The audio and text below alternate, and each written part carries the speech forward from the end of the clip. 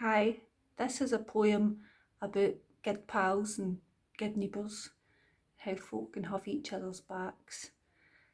I won the Wigton Golden Pencil Award for it. I think the woman that was on before should have won because she made a good job at opening jars of pickles. So I think she was the rightful winner. Anyway, this is Betty and Leanne, and it's to add to the routh o' good poetry that Bobby Jess is putting together. Leanne flitted into a flat in Hill Street. It was time to stand in the rain 2 feet. She brickened it up with some fairy licks, a potted plant, a battered couch. She got for the Sally Ann. A chap one day as she was scraping paper in the hall, she opened the door to a voice saying, "If you need onything at all, just ask.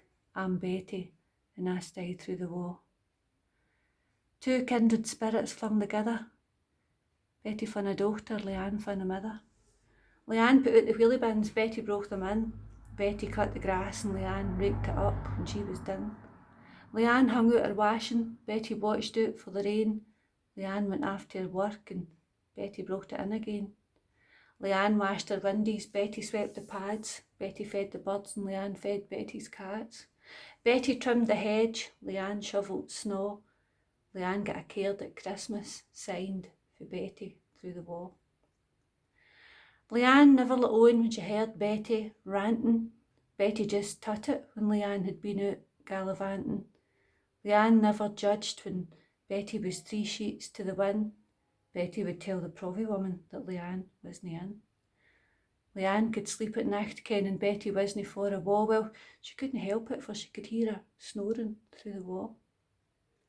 Betty was a nippy sweetie, could lash folk with her caustic tongue. Leanne was canny at others, I had been, for she was young. If Beth had scars for the past, neither gied the game away. Betty didn't ask and Leanne didn't say. Sitting round the kitchen table, drinking tea, Leanne didn't gee her ginger when Betty spoke to folk that nobody else could see.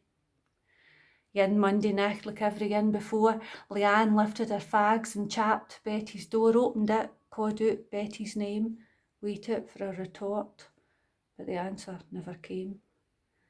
Leanne went bed in the living room, a sense of dread in her belly. Betty was in her usual chair, her face lifted up by the telly. When the paramedics came, they asked, "Are you a doctor? Is this your ma?" She said, "No, I'm her neighbour, I'm Leanne, for through the wall."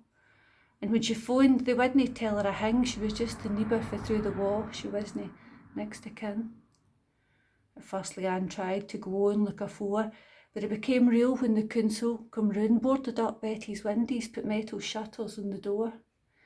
Then the pain came rushing to the fore, memories like wolves knocking down the door. One drink became 2, became 3, became 4, up till late, pacing up and down the floor.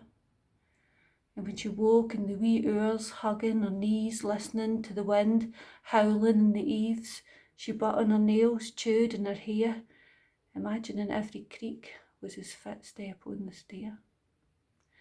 The wind rattled through the letterbox, making the curtains blow. Leanne was scared and all alone, and nae Betty through the wall.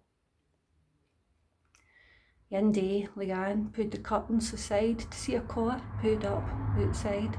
A lassie taking a set of keys from her bag, opening the gate and walking up the pad. Leanne just stood there, her thoughts off ankle, wringing her hands, Betty's cat winding round her ankles. She didn't want to seem like the neighbour for hell, didn't want the lassie to think she couldn't keep herself to herself. Thinning the courage, she opened the door and smiled for the hall. "If you need onything at all, just ask. I'm Leanne, and I stayed through the wall." Thank you.